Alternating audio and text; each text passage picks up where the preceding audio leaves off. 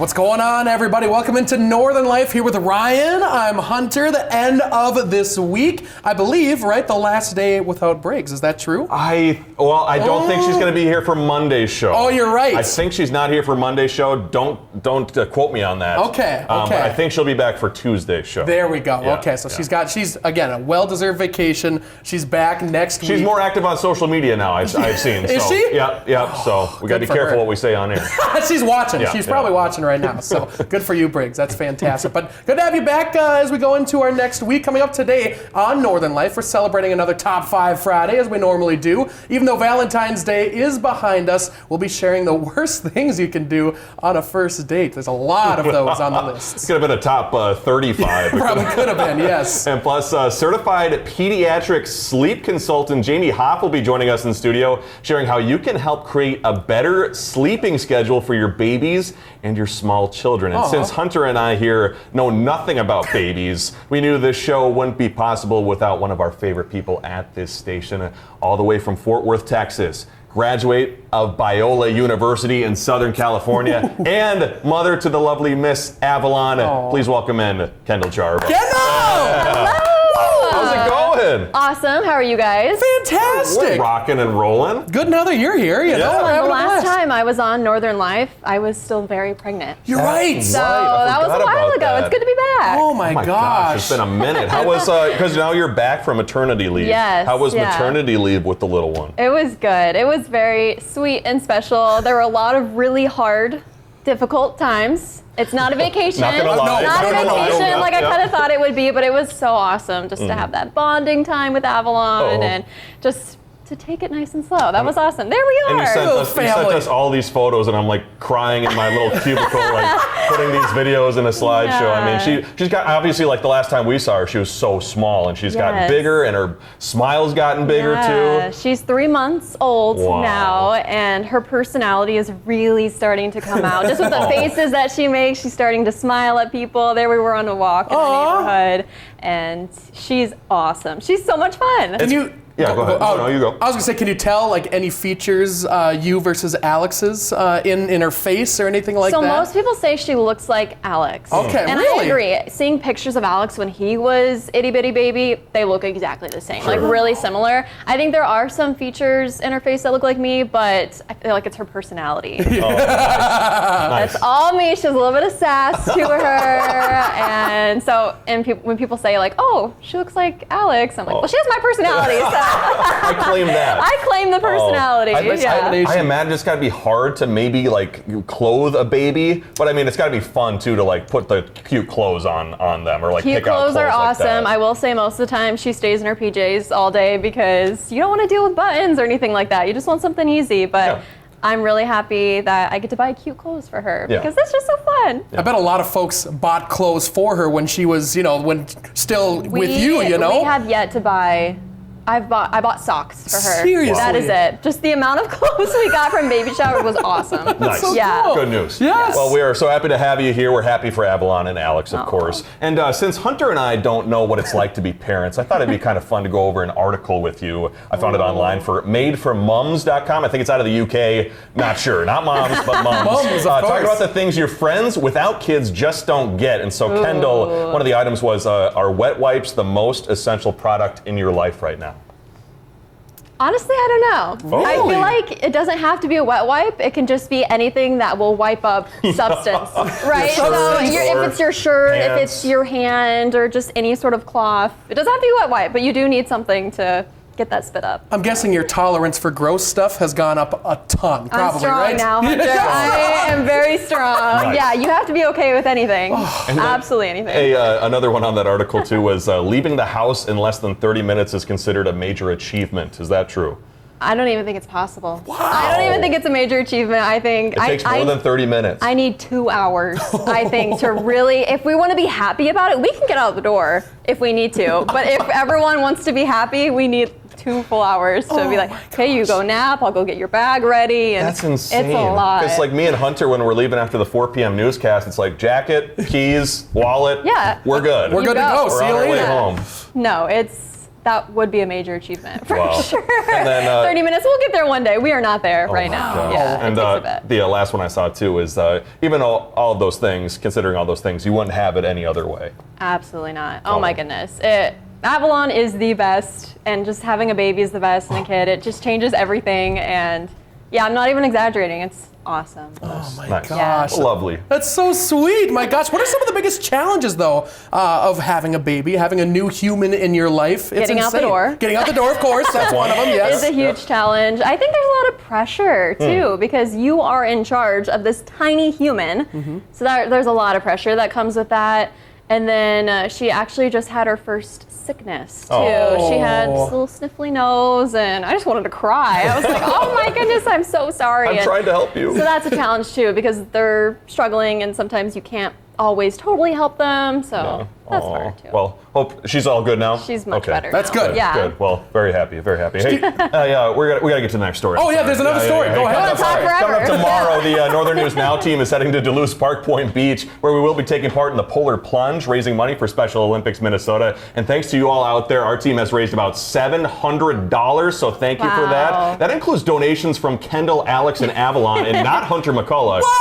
So that event begins at 2 Called o'clock out. tomorrow. More than 600 plungers taking part. So I wanted to say thank you. Thank you to the Leitela family Yes, too. yes. Not Hunter, but Someday. they did donate. So thank you for that. Did you You're do welcome. it last year, by the way? I did that video. It was me. Oh, you were in that Jumping video? in. Heidi, Yeah. Heidi. And so this is your first year doing it, This correct? is my first time, and I was making fun of the people in South Carolina who are jumping in 30-degree weather. That's probably going to be us. Literally. Yeah. Yeah. Got lucky Beautiful. this year. We did. Hey, coming up, we got your top 5 here on this Friday.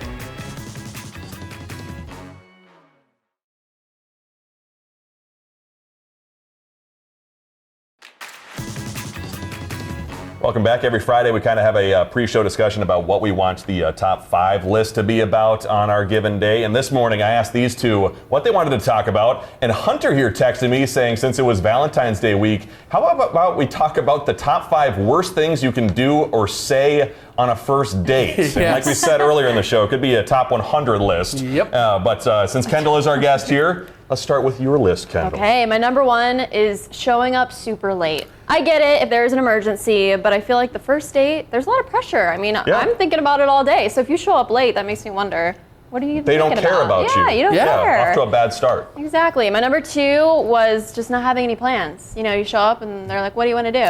Oh. I interpreted that as life plans. Oh, interesting. That works When you- too, when you though. said- Well, no, I mean, no, but like not having any plans for the date. Oh. I That's gotcha. So we're not just good. meeting at 7 o'clock and then you still don't know. Yeah, like, oh, what do you want to do? No. Don't ask me what I want to do. What's the itinerary? You know what's going I on. don't even know if that's considered a Exactly. date anymore. That's more like a hanging meetup. out. Yeah, Like exactly. A Facebook Exactly. marketplace sale or Yeah, something. we're not friends. This is a Right? date, in the Facebook marketplace. Yeah. Number 3 is being on your phone. Okay. That one's obvious, super rude. Sure. Number 4, not listening. If it's just you feel like you're distracted. I know Hunter. Hunter has some What'd you say? listening problems. We're kidding. We like to tease Hunter that he doesn't like to listen. On our text chain this morning, Kendall shared the list and I go, 1 through 4 is basically Hunter. Hunter treats me. That's how he treats me on any poor given day here. Because I've anchored with both of these fine folks right here, and there's a running joke that I don't listen to anything that happens in the show, like any of the stories. And it's a joke, but it's real. It is No, real. Hunter, he doesn't really listen They would all the quiz me time, occasionally man. on like what the top story was, and I'm We like, don't take it personally. I might. But sorry, Ryan, I Yeah. apologize. Yeah, and then number 5, just being negative. I don't like Yeah. it when people are negative, and I feel like if they're being super negative on your first date, what does that say about the rest of the relationship? that's true. You've got a positivity saying though, don't you? You're a very I positive say person. yes. I say attitude is everything. Yep. Whoa. Attitude is that. absolutely everything. That's what Good we to like know about out there, Kendall. viewers. Hey, Yep. let's get to Hunter's list. What's on your number 1? Let's see what I wrote. Number 1 here.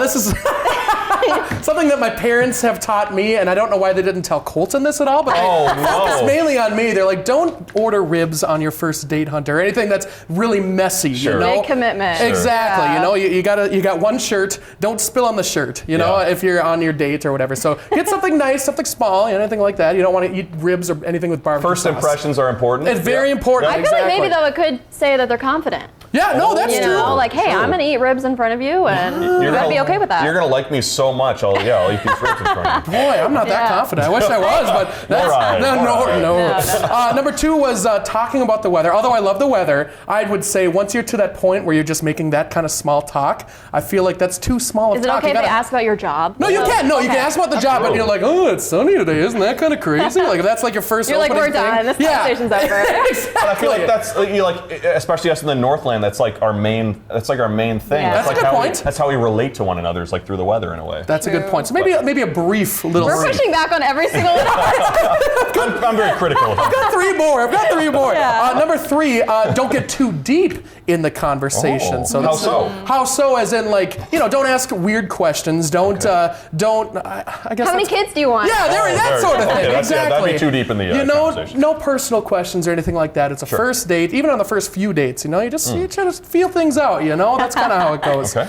Number 4, don't focus on yourself too much. I'm always trying to ask questions about the other person, and trying to make them feel important, and make them feel heard. Like you were saying with the listening, you gotta listen. Yes, and it goes both ways as well. So make sure that they're also kind of interested in what you have to do and all that fun stuff. Push-pull. Yeah, exactly. Push-pull. It's a give and take sort of thing. Right. Ask.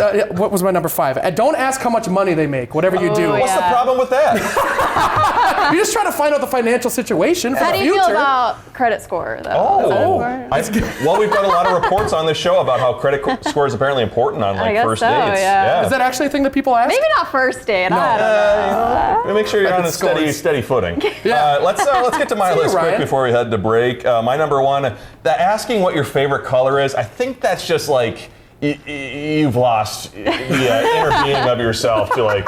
I had a conversation with our coworker Shania upstairs. She goes, "I love that question." I'm like, "Do you?" I don't know. I feel like you've run out of interesting things to say if you go down to the color question. That's kind of like the weather thing with me. Yeah, if you're asking, you run out of things to say that are interesting. Discussing previous relationships. Yeah. That's a no-no. Yeah, focus on who you're with and who you are at this current moment. I think that's important. Number 3, don't ask someone why they're still single. Oh, jeez. That could be a. Did Seth just say he had that one time on a date? Did that happen, Seth? Somebody apparently asked Seth that on a date. Seth, do you care to say what your answer was to? What did you say? Seth said, he didn't know what to say. He didn't know what to say, which makes sense. That's too bad, Seth. I'm sorry that happened to you. 4 and 5, discussing your investment portfolio. Maybe that goes along with the credit score thing. Yeah, that's or how much money you have in your savings. And then number 5, arriving late. If there's one thing in this life I make sure I'm not, is late. Yeah. So, It's important. It's important. Very important. To be on time. To be on time is to be late. And Yep. to be late is to be replaced. There you go. Yeah, that's a good saying. Well, hey, Wow. still ahead. We're chatting with the pediatric sleep expert who's here to help your kid get the best sleep possible.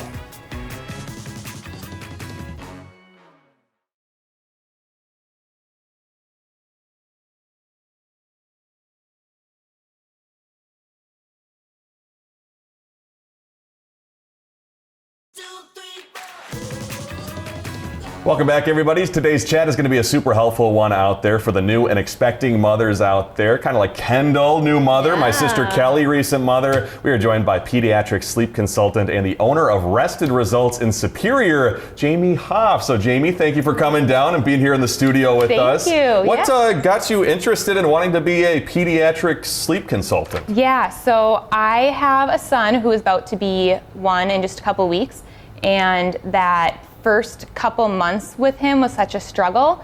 Sleep-wise, I've always been someone that has really high sleep needs and needs a full 8 hours to sleep every night to feel good in the morning. And so after that first couple of months struggling, I started doing loads and loads of research and kind of come up with my own customized plan. I found other sleep training methods and put a spin on it to find something that I was more comfortable with. And then I put all that together, and with about 3 nights of consistency, then he was sleeping through the night. Wow. And so I was shocked, and I decided to pursue it further and learn more, take a course to become professionally certified so I could help other families to hopefully not struggle in the same way that I did. Awesome. Right. Yeah. What are some of the services that you would offer to those struggling parents? So my main services, they're all virtual actually. I offer one customized sleep plan service, which is just a basic service, and then I also have a 2-week support service. And so that one, I talk with the parents, I send them a really detailed questionnaire, and gather all the information that I need from them on their child's sleep and what they're comfortable with. I send them a super customized plan. It's really detailed, and then they get 2 weeks of unlimited one-on-one tech support with me as well. And so that's good for them to ask any questions along the way. A lifeline. Yes, exactly. Yep. Help us. Yes. Oh, that's awesome. I'm pretty much there, like holding their hand throughout the way too, which is really nice, just to give them like an extra push of motivation and encouragement. Yeah. And what's like what's the biggest problem that people come to you with? I mean, Kendall, I suppose too. If you, with Jamie's presence here, what's like the number one thing you would hope for to learn as a parent in their kids' sleep? I think that constant support is huge, because when you're up at 3 a.m. and it's your 8th night in a row up at 3 a.m, you just feel alone. So just knowing that someone else is there to help you, I think that's huge. I don't know if that's what you've heard from other parents too. Definitely, yeah. And so a lot of parents that try to sleep coach or sleep train their children on their own, they'll do it for a couple nights and then they're exhausted and they kind of just give up, unfortunately. And so it's nice to have someone to push them along. And like I said, I customize the plan in a way that it's comfortable for the child and for the parents too, whatever works best for them. So I try to make it as least stressful as I can. Yeah. And here's the thing too, I didn't know this until I had a niece, was kids have to be like they have to be woken up at certain times. Like they can't just continue to sleep, you have to wake them up. Yes, which exactly. is odd. Yeah. To a non-parent. Yes, you don't want them to be undertired or overtired. You want to make sure that you're following age-appropriate wake windows for them as well. And so as an infant grows, every couple of months you're kind of tweaking their schedule to make sure that it's age-appropriate for them. I feel like every parent has that moment where they're holding a screaming child who is screaming because they're so tired, and you're like, just go to sleep. That's your solution right there, is to go to sleep. But sometimes they need help to fall asleep. Exactly. They need to learn how to fall asleep independently. And so there's really gentle and gradual ways that you can help teach them to do that. Even as a newborn, before you hit that 4-month sleep regression, there's things that you can do to really gently sleep shape so that they can naturally learn how to sleep through the night. That's wonderful. Yeah. Super wonderful. Jamie, thank you so much for being here. And we're going to have Jamie's information on our website. It's also at restedresults.com with all of those services and wonderful information. Well, hey, we'll be right back after the break talking about what's coming up next week here on Northern Life.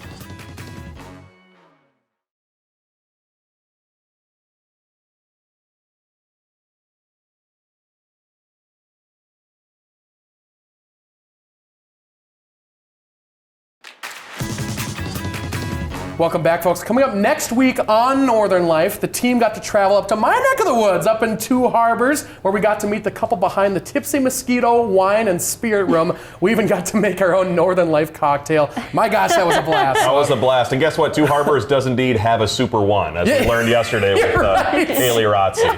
And on Tuesday, Hunter and I went on a shoot after the work day with our executive producer, Ben, and the three of us ended up having to put our minds together to complete this week's blindfold. Oof, that was a lot of thinking involved there. So we're doing some rearranging downstairs too, and Kendall here found these things that were nobody wanted apparently. They're a Northern Life. Life. Wow, that'd be sad. Northwoods Band koozies, and apparently nobody wanted the Northwoods Band koozies, Hunter. So I apologize that your band's merchandise wasn't exactly desired by the coworkers downstairs. I think I brought those like maybe a couple years ago, and not all of them were taken, and now there's a new set of people that still don't want them. So. To be fair, I just recently set them on the table, so maybe by the time we go downstairs, they'll be gone. I'll cross my fingers. There we go. Kendall, thank you for joining us today. Yes. Thanks for having me. Absolutely lovely time and a great way to end out our week here. All the folks down in the newsroom, a little live shot. The koozies are still there. Yeah. We'll catch you back on Monday. Find some time to throw a line, or just head outside to unwind. That's the life in the great Northwoods. Hike or bike, whatever you like. Get out in the day, enjoy the night. Yeah, we got the life in the great Northwoods. Yeah, we got the life in the great Northwoods. Yeah, this is Northern Life.